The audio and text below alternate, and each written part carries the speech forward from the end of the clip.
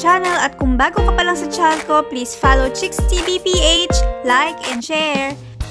This time, we're going to make our homemade broccoli salad. At ito ang ating mga ingredients. Half kilo broccoli, chicken breast, garlic, onion, cheese, Caesar dressing, black pepper, and salt.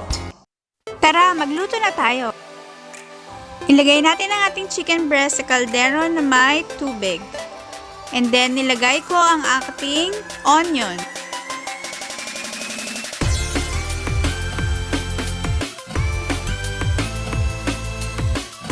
Next, ilagay natin ang ating sliced garlic.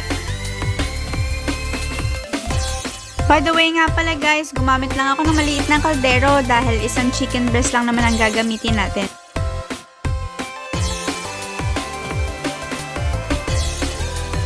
Naglagay rin ako ng half teaspoon of salt.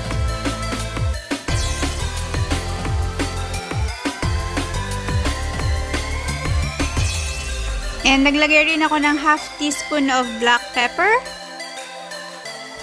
Magantay lang tayo ng mga 15 to 20 minutes until maluto ang ating chicken. Tatakpan ko lang to para mas madaling kumulo. Pag nakita nyo ng kumukulo, pwede na nating hinaan ng ating kalan para mas maging tender ang ating chicken. Magantay lang tayo ng mga 5 minutes and then saka natin patayin ang ating kalan. Mapapansin nyo mga friendship kapag ang ating chicken ay luto na kapag nag-iba na ang kulay ng ating meat. This time, papatayin ko na ang ating kalan at saka tatanggalin na natin ang ating chicken.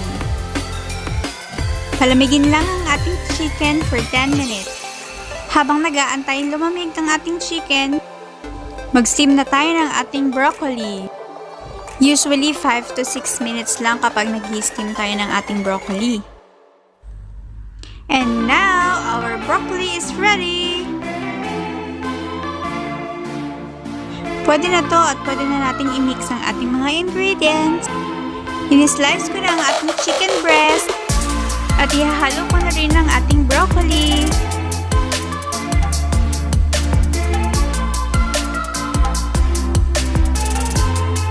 Adding to our ingredients, our garlic.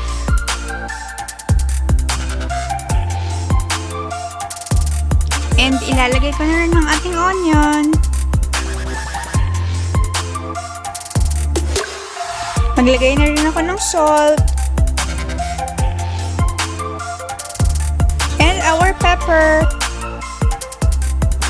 and of course add the Caesar dressing.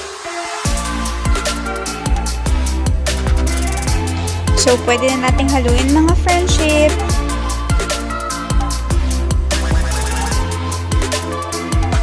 Kung gusto nyo mag-add pa ng Caesar dressing, pwede naman. Depende yan sa inyo kung mas gusto nyo ng saucy.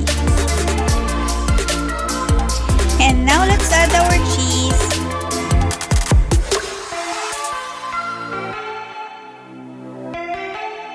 Make sure yung cheese na ilalagay nyo is yung sakto lang kasi dahil pag mas marami, mas umaalat siya. And we can now mix our cheese sa ating salad. Pwedeng-pwede ito para sa mga nagda-diet or pwede nyo rin itong iserve kapag may mga handaan. Oo nga pala mga friendship, you can add also lettuce here and cherry tomato. And now, this is our finished product! Our broccoli salad! I hope you enjoyed watching! Thank you for watching guys! See you next time! Bye!